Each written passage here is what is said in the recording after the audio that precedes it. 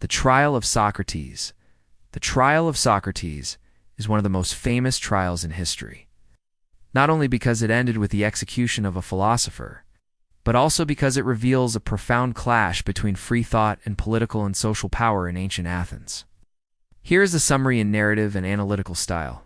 Who was Socrates? Socrates was a Greek philosopher, considered the founder of Western philosophy. He left no written works, but his ideas were transmitted through his students, most notably Plato.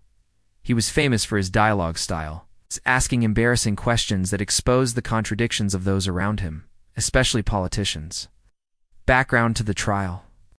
In 399 BC, Socrates was put on trial before a panel of 500 Athenian citizens. He was charged with three main charges: corrupting the minds of the youth, not believing in the city's gods, introducing new gods. But behind these charges lay fear of his influence on the youth and his subtle criticism of the democratic system, especially after the chaos of the Peloponnesian War and the fall of the 30 dictators. The trial Socrates did not defend himself in the traditional way, but used the trial as a platform for philosophy. He said, "The unexamined life is not worth living."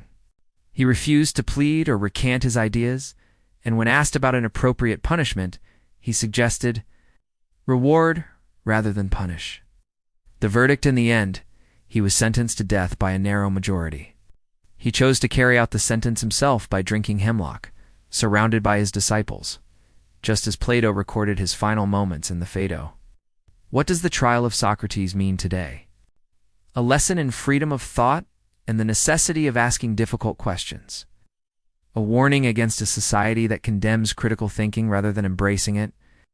Socrates died not just as a person, but as a symbol of the idea that telling the truth sometimes costs you your life.